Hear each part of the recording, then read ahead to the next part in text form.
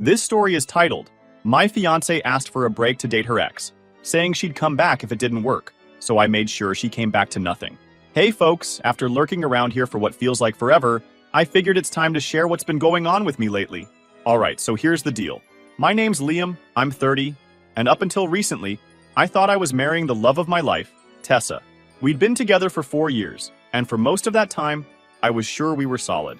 But now I'm sitting here wondering how I didn't see this coming sooner. Tessa and I met through a mutual friend at a birthday party. She was funny, confident, and had this no-nonsense attitude that I really liked. I'd dated before, but no one clicked with me the way she did. We hit it off fast and moved in together after a year. Things felt natural, like we were on the same page about everything.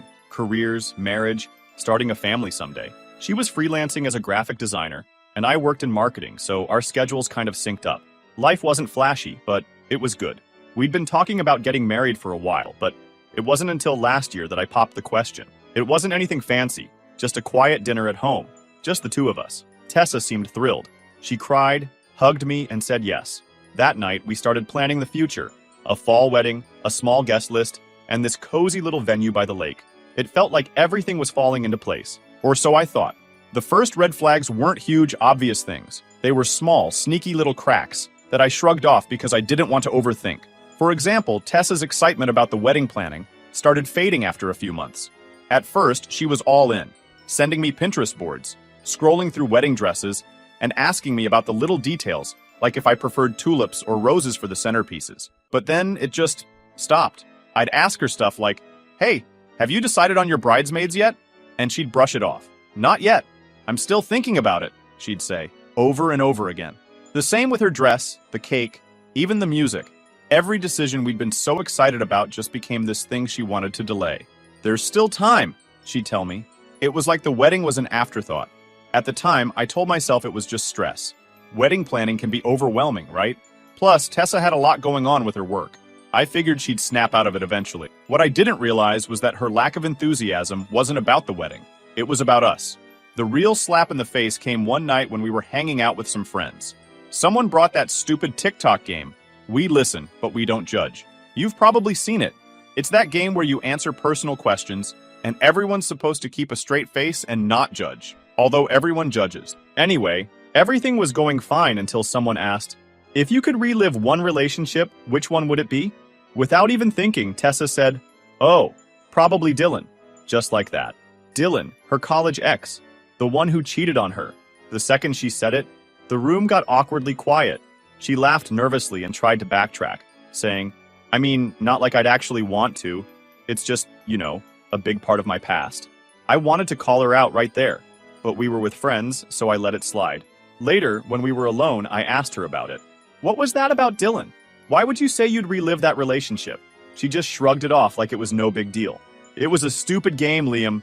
Don't take it so seriously." She smiled and changed the subject. I didn't push it because, honestly, I didn't want to start a fight over something that might have been nothing, but deep down, it stuck with me. After that, her behavior got harder to ignore. She was on her phone more often, scrolling through her messages with this sly little smile. She started making vague excuses about why she couldn't hang out or why she'd cancel plans at the last minute. "Oh, sorry, I just have a lot of work to catch up on tonight," she'd say.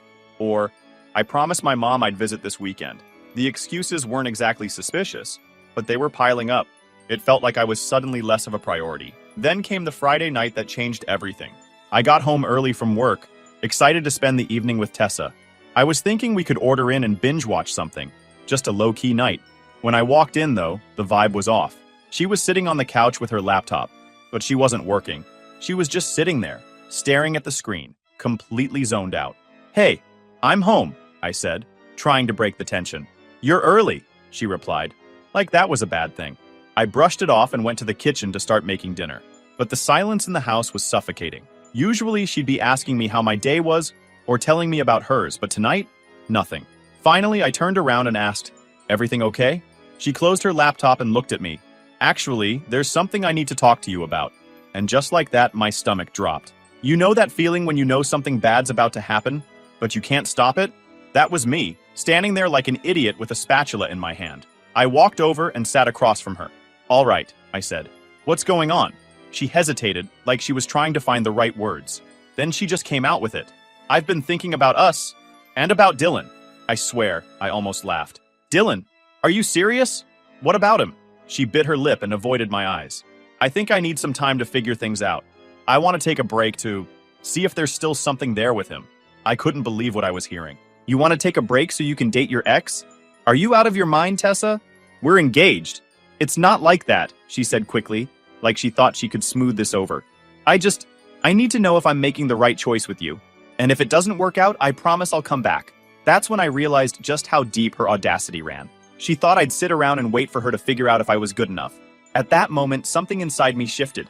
I didn't blow up, didn't yell. I just sat there staring at her, wondering how the hell I didn't see this coming. I didn't even know how to respond at first. My fiancé just told me she wanted to take a break to explore things with her ex, Dylan. What do you even say to that? Finally, I managed to ask, so what exactly does this break mean to you? My voice came out calm, way calmer than I felt. She straightened up a little, like she'd been preparing for this conversation. I think we need some space to figure things out. I'll take some time to see if what I'm feeling about Dylan is real, and you can take time to reflect on us too. I couldn't believe the nerve. Wait, I said, leaning forward. You're saying you need to date your ex, but I need to reflect on us? What kind of backwards logic is that? Tessa sighed, like I was the one being unreasonable. It's not about you doing something wrong, Liam. This is about me figuring out what I need. I felt she had rehearsed this. The way she was talking, the way she avoided eye contact, it was like she'd already decided this was happening. And now she just needed me to roll with it. You know this sounds insane, right? I said. You don't just put your fiancé on hold while you go play What If with some guy who treated you like garbage. Her face hardened, and for the first time, I saw just how stubborn she could be. I'm not asking for permission, Liam. I'm telling you what I need. That one hit different. I wasn't just upset anymore. I was angry. I stood up and started pacing, trying to calm myself down. So what, Tessa? You're just gonna pack a bag and head over to Dylan's place? Is that your big plan? No, she snapped. It's not like that. I don't know what it looks like yet, but I need clarity before we move forward. I owe it to myself to know I'm making the right decision. You owe it to yourself, I repeated, laughing bitterly. And what about what you owe me? We're engaged, Tessa. We're supposed to be building a life together. And now you're telling me you need to test drive your ex to make sure I'm good enough? I never said you weren't good enough, she shot back, her voice rising. But if we're going to spend the rest of our lives together, I have to be certain. And right now, I'm not. That was it. It wasn't just that she wanted to explore things with Dylan. It was that she wasn't sure about me. After 4 years together, after all the plans we'd made, she still wasn't sure. It hit me all at once. She didn't even realize how hurtful and ridiculous her request was. She thought this was reasonable, like I'd just sit there while she worked through whatever nonsense was spinning in her head. I stopped pacing and looked at her. Really looked at her. You know what? Sure, I said, my tone flat. Take your break. She blinked, caught off guard by how easily I agreed. Liam, I'm not trying to hurt you. I need space to figure things out. I nodded, keeping my expression neutral. All right, if that's what you need. She hesitated, like she was expecting me to argue, to fight for her. When I didn't, she stood up, grabbed her laptop, and mumbled, I'll stay at my mom's for a bit. This isn't forever. We'll talk when I've had some time. Okay, I said simply. She glanced at me, unsure of how to respond, then disappeared into the bedroom. I could hear her moving around, throwing stuff into a bag. I stayed on the couch, calm on the surface, but my mind was already turning. If she wanted her break so bad, fine, let her have it. A few minutes later, I heard the front door close. She was gone, probably thinking she'd left me here to wait and wonder. Little did she know, I wasn't going to just sit around. She could have her fantasy, but I had my own plans now. I don't know how long I sat there before I finally snapped out of it. The first thing I did was grab my phone and call my buddy Noah. Noah's been my best friend since college, and he's the kind of guy who doesn't sugarcoat things. If I needed someone to tell me I wasn't crazy for feeling like my entire life had just fallen apart, he was the guy. Yo, what's up? He answered, his voice casual. Tessa wants to take a break to date her ex, I blurted out. There was a long pause. What the hell? He finally said. She said that to your face? Yep, I said, rubbing my temple. She packed a bag and left like it was no big deal. Said she needs clarity. Noah let out a low whistle. Dude, that's messed up. You okay? Not really, I admitted. I don't even know how to process this. 4 years, man. 4 years, and she's still hung up on Dylan. You want me to come over? He asked. We can order some food. Talk it out. Yeah, actually, that'd be great, I said. About an hour later, Noah showed up with pizza. He didn't even wait for me to explain the whole thing. He just listened as I vented about everything. By the time I finished, he was shaking his head. Bro, she's not worth this, he said. If she can't see what she has with you, that's on her. You're better off without someone who's gonna treat you like a second option. I nodded, but it didn't make me feel any better. It wasn't just about losing Tessa. It was about losing the future I thought we were building together. I'd pictured a life with her. Marriage, kids, all of it, and now it was just gone. We stayed up late, talking and watching TV, and for the first time in hours, I started to feel a little less like the ground was crumbling beneath me. I didn't have a plan yet, but one thing was clear. I wasn't going to let Tessa keep me on a leash while she figured out what she wanted. The next morning, my phone buzzed. I rolled over, half awake, and squinted at the screen. Tessa, of course. Can we talk? I stared at the message for a moment, my brain still foggy. She wants to talk? Seriously?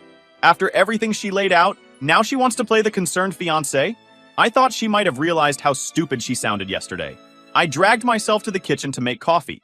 There was no way I was dealing with this nonsense before caffeine. As I leaned against the counter, sipping my coffee, my mind raced. She really had the nerve to come back and act like I was the one who owed her patience. It wasn't anger I felt, at least not anymore. It was more disbelief. How could someone be so oblivious, so wrapped up in their own fantasy that they thought this kind of stunt was acceptable? But I wasn't about to let her see that. No. If she wanted to play this game, I'd play along. Except I wouldn't be the one losing. Finally, I picked up my phone and replied, "Sure, come over later." Short, simple. Let her think she's still in control. A few hours later, there she was, standing at the door like nothing had happened. She looked polished, like she'd spent way too much time trying to perfect that calm, collected look. Her hair was done, makeup flawless. I could tell she'd rehearsed this. She was ready to sell me whatever she'd come up with. I stepped aside and let her in without a word. She walked in like she still belonged here, sitting on the couch like it was any other day. "Thanks for letting me come by," she said softly like she was doing me a favor. I leaned against the wall. "What's up?" She took a deep breath, her hands clasped together like this was some big performance. "I've been thinking a lot," she began. "Here we go. And I think I've come up with a way for us to move forward," she continued, her tone too measured, too rehearsed. I nodded, keeping my face neutral. "All right, let's hear it." "Well," she said, clearly building up to something she thought was genius.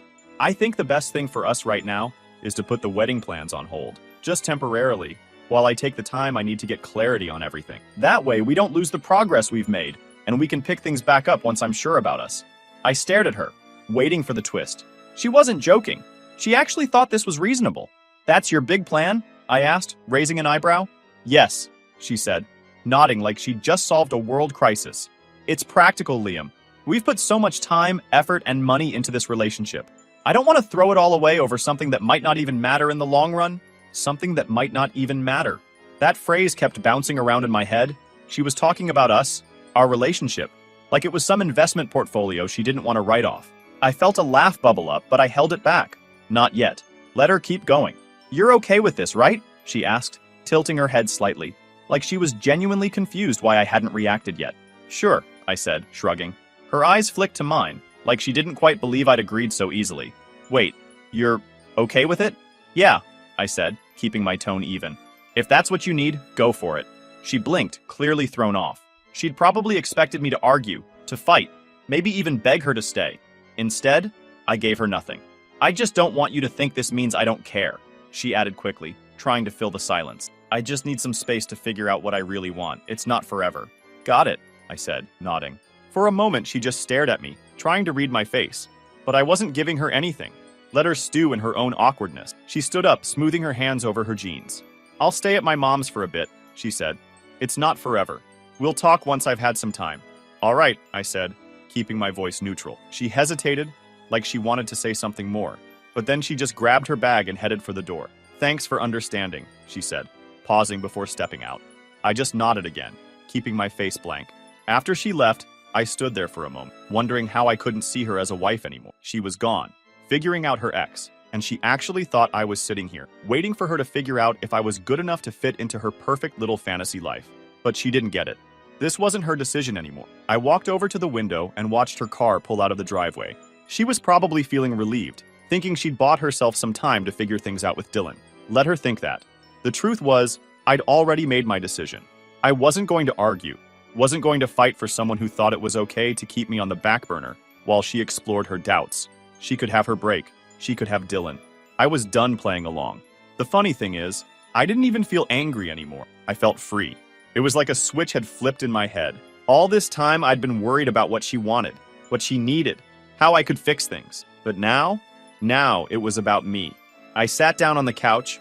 I could already hear her voice in my head, weeks or maybe months from now, trying to spin her way back in. I made a mistake, Liam. I needed clarity, but now I see what I really want. Too late. Life doesn't work like that.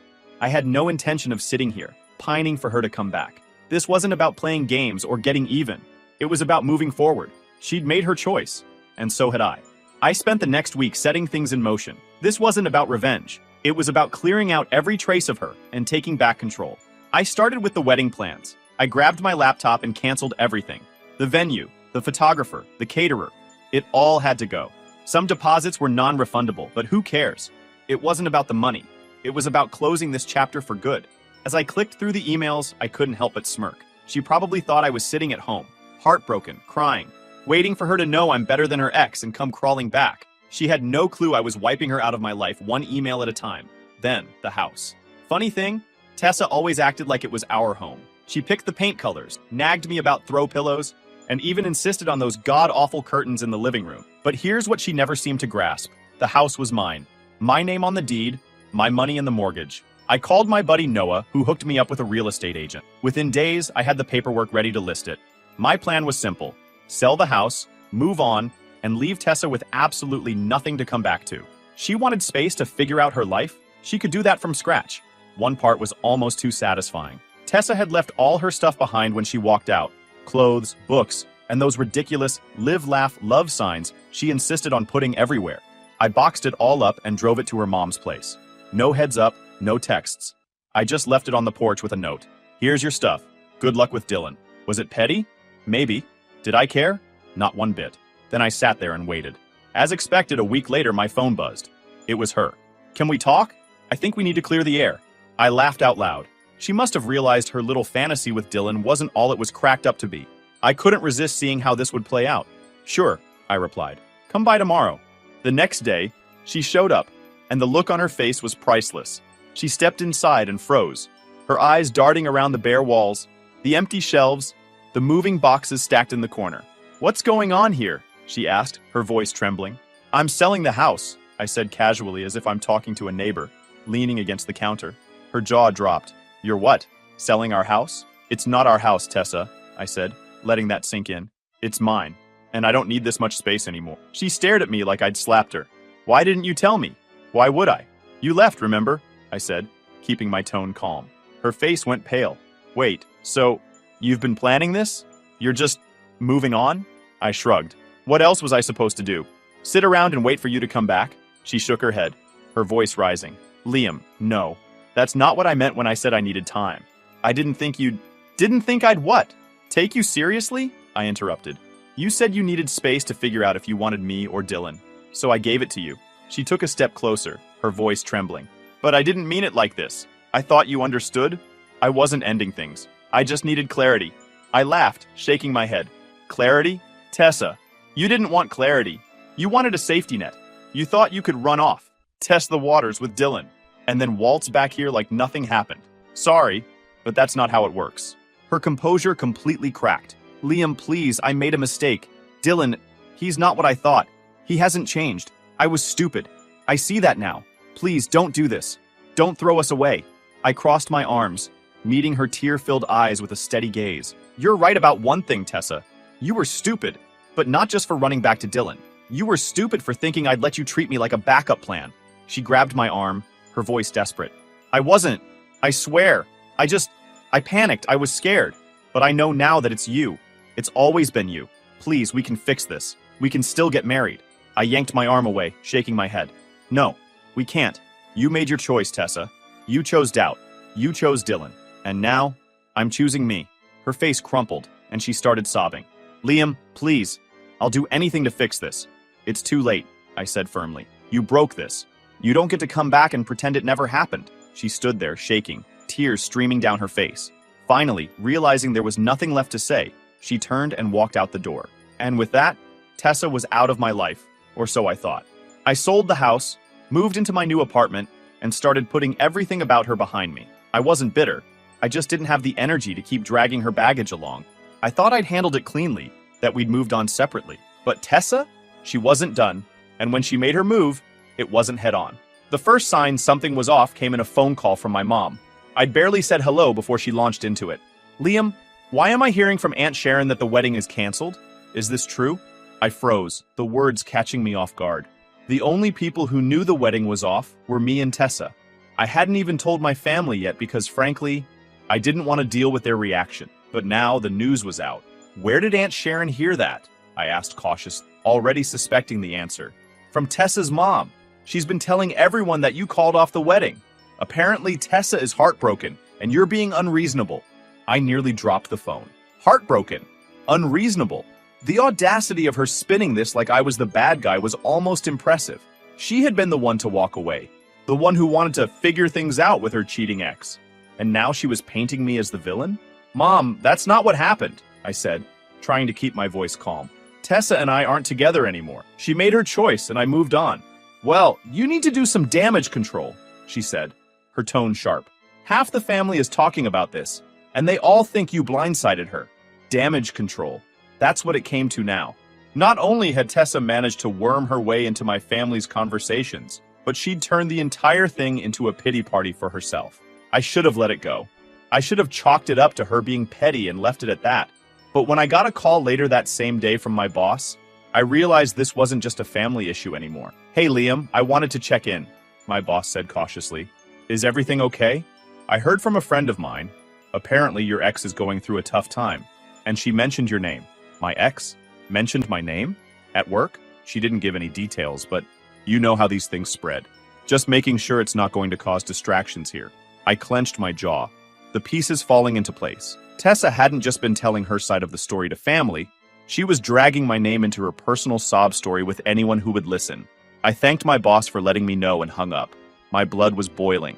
This wasn't about closure or fixing things anymore. She was deliberately trying to sabotage my life, painting herself as the victim to anyone who would give her 5 minutes of attention. That was the last straw. I'd stayed quiet up until now, thinking it was the mature thing to do.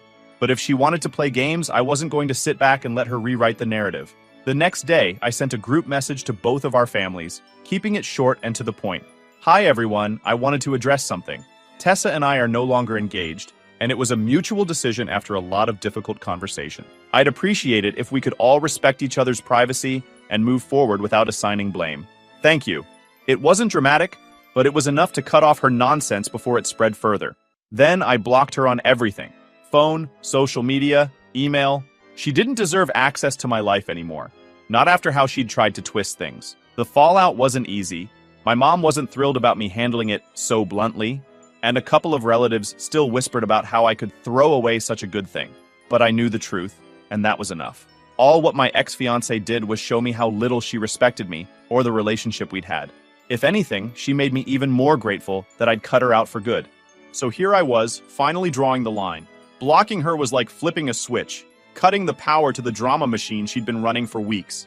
It wasn't just about silencing her. It was about reclaiming my peace. The first thing I did was take control of the narrative. People love to fill in the blanks when you stay quiet, and I'd given Tessa way too much space to craft her story. So I called up the people whose opinions mattered to me. My close friends, my siblings, and my mom. I laid it all out, no embellishments, just the facts. Look, I told my mom over coffee, I didn't throw away a good thing. She bailed on me for her ex, plain and simple. I tried to be civil, but she's out here spinning tales like she's the victim. I'm not letting her trash my name. Mom gave me her classic disapproving look, the one that could make a grown man feel like a scolded teenager. I get it, Liam, but you could have been more tactful. Tactful? Mom, she's airing our dirty laundry to anyone who'll listen. I'm done playing nice. That seemed to click for her. She sighed, finally conceding, I just want you to be happy. Don't let her drag you down. From there, I made it my mission to shut down the whispers wherever they popped up. If someone brought up Tessa, I gave them the short version. It didn't work out, and she's not the person I thought she was. End of story. Most people got the hint and dropped it, but a few needed a bit more directness. Like my cousin Mark, who cornered me at a family barbecue. Hey man, I heard you left Tessa high and dry. What's up with that? I stared at him, barely believing the audacity. You heard wrong, Mark. She ditched me to figure things out with her ex. If you want the full story, ask her. I'm not playing the gossip game. He backed off pretty quick after that. While I was busy cleaning up the social mess, I also had to deal with work. My boss, thankfully, was chill about the whole thing.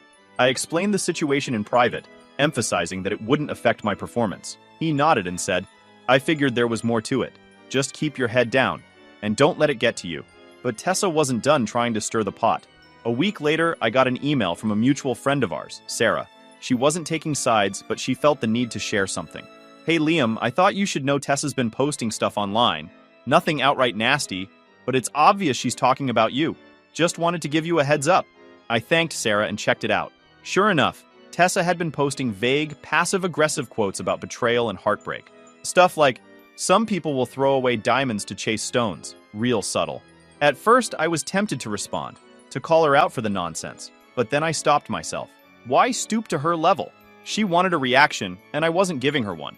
Instead, I reported her post for harassment and moved on.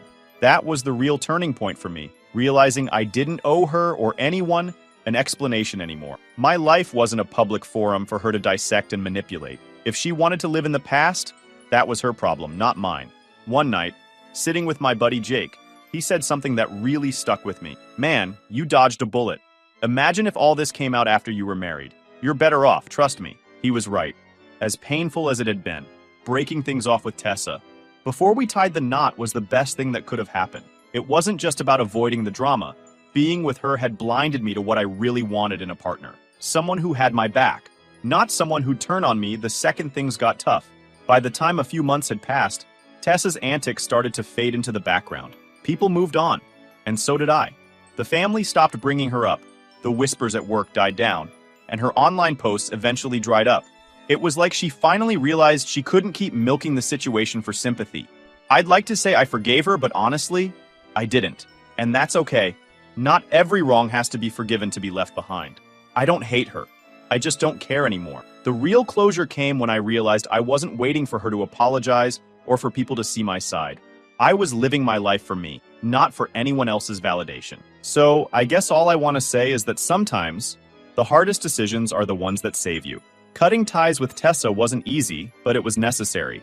It taught me to trust my gut, to stand up for myself, and to never settle for less than I deserve. Looking back now, I don't regret a thing. I'm in a better place, mentally, emotionally, and even physically. Life's too short to waste on people who don't value you. And if I've learned anything, it's this. The best revenge isn't getting even. It's living well. And with that, this chapter of my life is officially closed. Thanks for sticking until the end.